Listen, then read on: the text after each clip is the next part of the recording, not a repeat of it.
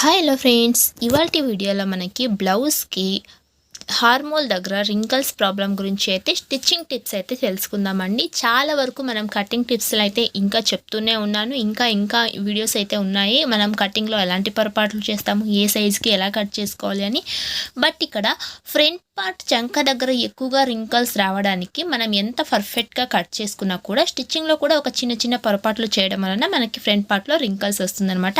ఆ రింకల్స్ ఎందుకు వస్తుంది ఫ్రంట్ పార్ట్లో, మనం మొత్తం కూడా ఫ్రంట్ పార్ట్ స్టిచ్చింగ్ ఇక్కడ చూద్దాము. ఓకేనా, ఎక్కడ కూడా స్కిప్ చేయొద్దు. అలాగే ఇక్కడ హెచ్చుతగులు రాకున్నట్టు కూడా మనం క్రాస్ పట్టి స్టిచ్చింగ్ చేయడం నుంచి మొత్తం కూడా ఫ్రంట్ పార్ట్ స్టిచ్చింగ్ చూపిస్తున్నాను కాబట్టి ఎక్కడ స్కిప్ చేయొద్దు. ఛానల్ ఫస్ట్ టైం చూస్తే సబ్స్క్రైబ్ చేసుకోండి, పక్కన ఉన్న బెల్ ఐకాన్ని క్లిక్ చేయండి. ఇలాంటి మరిన్ని వీడియోస్ మీకు నోటిఫికేషన్లో వస్తుంది.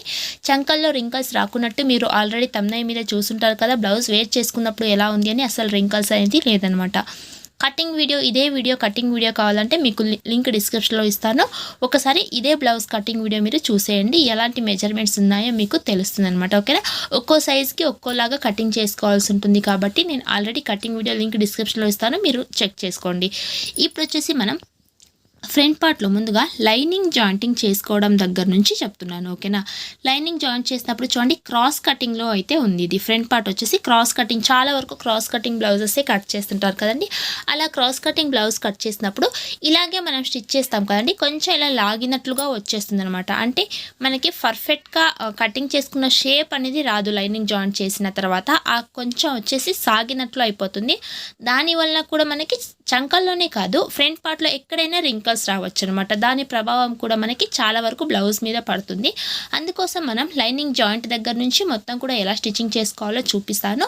అలాగే మీకు లైనింగ్ జాయింట్ ఒకవేళ ఇలా స్మూత్గా ఉంది, ఒకవేళ క్రాస్గా ఉంది, లైనింగ్ జాయింట్ ఎలా చేసినా రావట్లేదు అంటే గమ్తో లైనింగ్ జాయింట్ చేసుకోండి. అది ఎలా చేయాలని వీడియో లింక్ డిస్క్రిప్షన్లో ఇస్తాను, మీరు ఒకసారి చూడండి. ఓకేనా, ఇప్పుడు చూడండి, నేను ఫ్రంట్ పార్ట్ని కరెక్ట్గా ఇక్కడ పెట్టుకున్నాం కదా. మనం కటింగ్లోనే మెయిన్ క్లాత్ని కొంచెం ఎక్స్ట్రాగానే కట్ చేసుకుంటాము. ఇలా ముందుగా మనం కరెక్ట్గా ఈ ఫ్రంట్ పార్ట్ని సెట్ చేసుకోవాలి. పర్ఫెక్ట్ షేప్తో సెట్ చేసుకున్న తర్వాత ఈ ఎక్స్ట్రా ఉండే ఖర్చుని మొత్తం కట్ చేసుకోవాలి. కటింగ్లోనే చేయొచ్చు కదా, ఇక్కడ ఎందుకు మళ్ళీ టైం వేస్ట్ అంటే, కటింగ్లో చేస్తే మనకి ఇలాంటప్పుడు క్లాత్ వచ్చేసి తక్కువ పడే ఛాన్సెస్ ఉంటుంది. కాబట్టి మనం కట్ చేసుకున్నప్పుడు మెయిన్ ఫ్యాబ్రిక్ని ఒక పావు ఇంచి కానీ ఎక్స్ట్రాగానే కట్ చేసుకోవాలండి. ఈ ప్లేస్లో వచ్చేసి మనం ఇలా లైనింగ్ క్లాత్ని పెట్టి ఒక్కొక్క పీస్ని ఈ విధంగా కట్ చేసుకోవాలి. అప్పుడు ఏంటంటే మనకి పర్ఫెక్ట్ ఆ లైనింగ్ క్లాత్ లాగానే వస్తుంది. ఓకేనా, క్లాత్ని ఇక్కడ ఎక్కడ కూడా లాగకూడదు. ఎలా అయితే క్లాత్ ఉందో అలాగే పెట్టుకుంటూ గుండ్ పిన్ పెట్టుకుంటూ ఎక్స్ట్రా ఉండే క్లాత్ మొత్తం కూడా కట్ చేసుకోవాలి. ఇప్పుడు మనకి ఈ కటింగ్ మొత్తం అయిపోయింది. పర్ఫెక్ట్గా మనకి ఇప్పుడు ఫ్రంట్ పార్ట్ కటింగ్ అయిపోయింది. ఇప్పుడు మనం ఎలా లైనింగ్ జాయింట్ చేసుకోవాలి అంటే, ఎప్పుడైనా సరే చూడండి, బ్లౌజ్ పీస్ ఒక రైట్ సైడ్ మన వైపు పెట్టేసుకోండి. ఆ తర్వాత వచ్చేసి ఈ విధంగా లైనింగ్ జాయింట్ చేసుకోండి. అంటే మనం క్రాస్గా కట్ చేసుకుంటాం కదండి, లైనింగ్ క్లాత్ దగ్గర నుంచి మనం లైనింగ్ జాయింట్ చేసుకుంటే మనకి ఫ్రంట్ సైడ్ ఎలా వచ్చింది అని కనిపించదు అనమాట. అదే మనం ఈ విధంగా ఫ్రంట్ సైడ్ పైన వచ్చేసి ఈ విధంగా స్టిచ్ చేసుకున్నాం అనుకోండి, మనకి క్లాత్ సాగుతుందా లేదా అని కూడా మనకి తెలిసిపోతుంది. లైనింగ్ క్లాత్ అయితే మనకి ఎంతగా తెలియదు. ఓకేనా, ఇప్పుడు చూడండి, మళ్ళీ ఇక్కడ గుండ్ పిన్ తీసుకోవాలి. ఇక్కడ ఎక్కడ కూడా రింకల్స్ లేకున్నట్టు చూసుకుని ఆ తర్వాత మళ్ళీ గుండ్ పిన్ పెట్టుకుంటున్నాను, స్టిచ్ చేస్తున్నాను. ఓకేనా, ఇక్కడ దాకా స్టిచ్చింగ్ చేసుకున్నాం కదా. ఇప్పుడు నీడల్ని కిందకి దింపి ఈ విధంగా టర్న్ చేసుకుని, ఇక్కడ కావాలంటే ఎక్కడైనా రింకల్స్ కనిపించింది అంటే గుండ్ పిన్ని తీసేసి మళ్ళీ సెట్ చేసుకోవాలి. ఓకేనా, మీరు లాగినట్లయితే ఆ క్లాత్ అనేది సాగిపోతుంది అనమాట. ఎందుకంటే క్రాస్ కటింగ్లో ఉంది కాబట్టి లాగకున్నట్టు ఈ విధంగా నీట్గా పెట్టుకుంటూ స్టిచ్ చేసుకోవాలి. చూడండి, ఈ హార్మోల్ దగ్గరికి వచ్చేసరికి ఇలా ఫుట్ని కిందకి తింపి ఈ విధంగా ఒకసారి చెక్ చేసుకోండి కరెక్ట్గా ఉందా అని. చూసుకున్న తర్వాత స్టిచ్ చేయండి. చూడండి, ఇప్పుడు మీ ఎదురుగానే నేను ఇంత పర్ఫెక్ట్గా లైనింగ్ జాయింట్ చేశాను కదా, అయినా కూడా నాకు ఇక్కడ ఒక ప్రాబ్లం వచ్చింది. చూడండి, నెక్ వైపు వచ్చేసి ఇక్కడ రింకల్ లాగా వచ్చిందనమాట. ఈ రింకల్ని మనం అలాగే డైరెక్ట్గా ఇక ఏం కాదులే అని స్టిచ్చింగ్ చేసేసుకుంటే మనకి నెక్ దగ్గర అయినా సరే, ఆ చంక పాయింట్లో అయినా సరే తప్పకుండా రింకల్స్ వచ్చేస్తుంది. ఈ పాయింట్ దగ్గర మనం మళ్ళీ చూడండి, ఇక్కడ దాకా థ్రెడ్ని తీసేసాను. ఎటువైపు మీకు రింకల్ ఉందో అటువైపు అనమాట. నెక్ వైపు అయితే నెక్ వైపు, హార్మోల్ సైడ్ అయితే హార్మోల్ సైడ్. ఆల్రెడీ మనం స్టిచ్చింగ్ చేసిన తర్వాత ఒకవైపు అయితే క్లాత్ ఇలా ఉబ్బెత్తుగా కనిపిస్తుంది. కొంచెం కూడా కనిపించకూడదు అనమాట లైనింగ్ జాయింట్ చేసినప్పుడు. అలా చూసుకుంటూ లైనింగ్ జాయింట్ చేసుకోవాలి. ఓకేనా, ఇప్పుడు ఇక్కడ స్టిచ్ తీసుకున్నాను.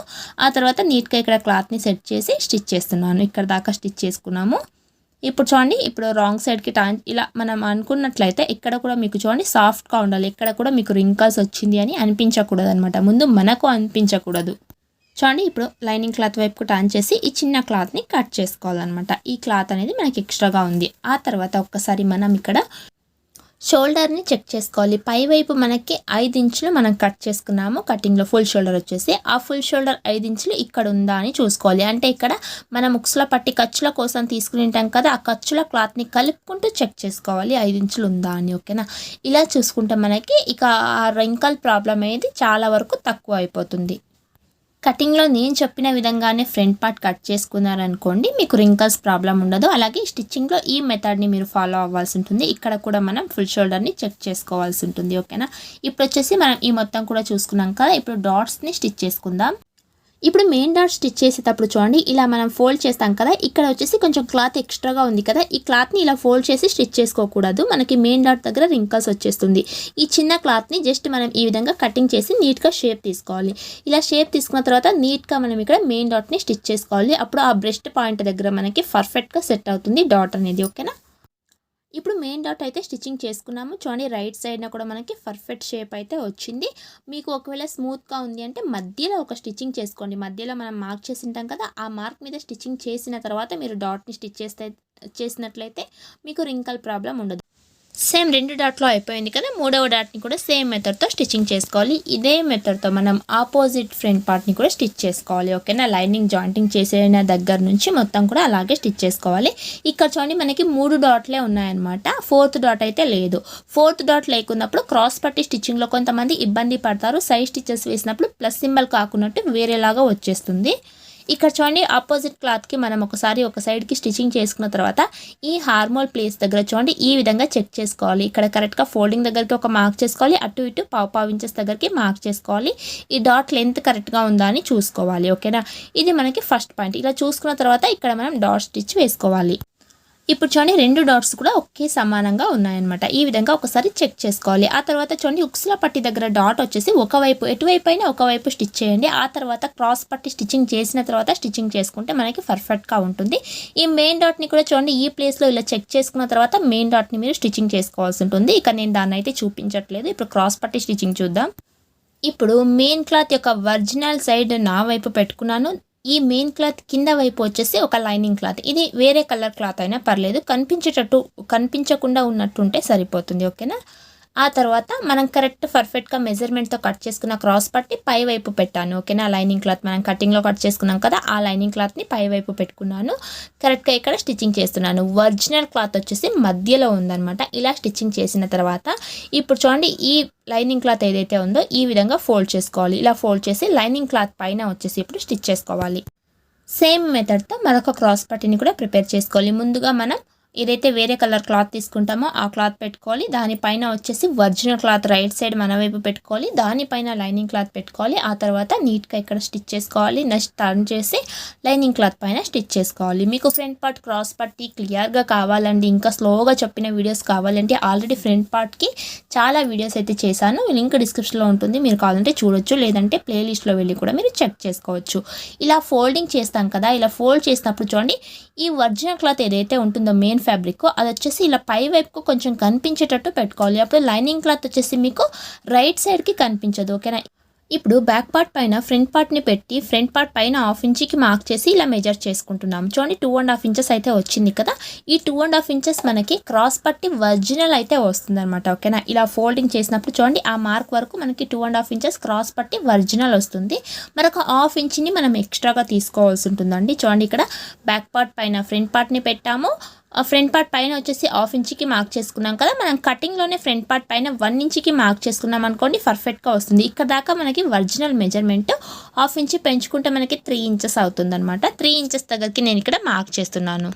సైడ్ స్టిచెస్ దగ్గర మనకి 3 ఇంచెస్ తీసుకున్నాము. ఇటువైపు వచ్చేసి మనం ఒక 1/2 ఇంచ్ ఎక్స్ట్రా 3.5 ఇంచెస్ తీసుకుంటూ నీట్గా క్రాస్ పట్టిని కట్ చేసుకోవాలి. ఓకేనా, ఇలా కట్ చేసుకున్న తర్వాత ఇక్కడ ఎక్స్ట్రా ఉండే ఖర్చుని కట్ చేస్తున్నాను. 2.5 ఇంచెస్ ఒరిజినల్, 1/2 ఇంచ్ మనకి ఖర్చుల క్లాత్ అనమాట. చూడండి ఇక్కడ నుంచి ఇలా పెట్టుకొని ఇక్కడ ఖర్చుల క్లాత్ని కూడా చూసేసుకుంటే సైడ్ స్టిచెస్ వేసినప్పుడు మీకు ఆ ప్లస్ సింబల్ అనేది కరెక్ట్గా వచ్చేస్తుంది. ఇప్పుడు ఫ్రంట్ పార్ట్ మెయిన్ డాట్ దగ్గర చూడండి ఇలా ఫోల్డ్ చేసుకుంటూ ఇలా క్రాస్గా స్టిచ్ చేసుకోవాలి. ఆ ఖర్చు మొత్తం లోపల వైపు ఉంటుంది, ఇన్విజిబుల్గా స్టైల్లో ఉంటుందన్నమాట. ఓకేనా, ఇలా స్టిచ్చింగ్ చేసిన తర్వాత ఇప్పుడు క్రాస్ పార్ట్ ఇలా ఉంది కదా, చూడండి ఇలా రైట్ సైడ్ ఆపోజిట్లో పెట్టుకోవాలి. కరెక్ట్గా 1/2 ఇంచ్ ఖర్చుతో ఇక్కడ మనం స్టిచ్ చేసుకోవాలి. అంటే మనం కటింగ్లో 1/2 ఇంచ్ పెట్టుకుంటామా 1/4 ఇంచ్ పెట్టుకుంటామా దాన్ని బట్టి మనం ఇక్కడ స్టిచ్ చేసుకోవాలి. ఓకేనా, మనం సైడ్ స్టిచెస్ దగ్గర 1/2 ఇంచ్ కొలుచుకున్నాం కాబట్టి 3 ఇంచెస్ మార్క్ చేసాం కదా.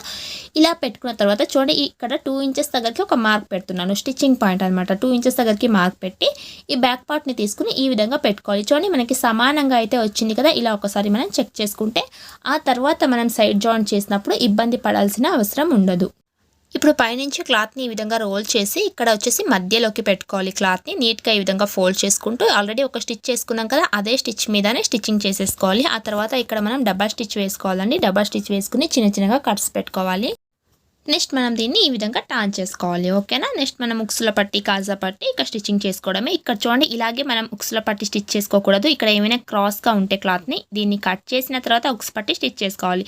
ఫ్రంట్ పార్ట్లో ఈ టిప్స్ మొత్తం కూడా పాటిస్తూ మీరు స్టిచ్ చేశారనుకోండి మీకు పర్ఫెక్ట్గా వస్తుంది. సైడ్ జాయింట్ దగ్గర ప్లస్ సింబల్ వస్తుంది. అలాగే చంకల్లో మీరు కటింగ్లో ఎంత పర్ఫెక్ట్గా కటింగ్ చేసుకున్నా కూడా స్టిచ్చింగ్లో వచ్చేసి ఈ పాయింట్ కనుక మీరు మిస్ అయి స్టిచ్ చేశారనుకోండి మీకు తప్పకుండా రింకల్స్ వచ్చేస్తుంది. లైనింగ్ జాయిన్ చేయడం కానీ లేదంటే ఫ్రంట్ పార్ట్లో డాట్స్ స్టిచ్ చేసుకోవడం కానీ మొత్తం కూడా మనం పర్ఫెక్ట్గా స్టిచ్చింగ్ చేసుకోవాలి. ఓకేనా, ఈ వీడియో ఎలా అనిపించింది అని కామెంట్ చేయండి. మన ఛానల్ ఫస్ట్ టైం చూస్తే ప్లీజ్ సబ్స్క్రైబ్ చేసుకోండి. పక్కన ఉన్న బెల్ ఐకాన్ని క్లిక్ చేయండి. ఇలాంటి మరిన్ని వీడియోస్ మీకు నోటిఫికేషన్లో వస్తుంది. Thank you for watching.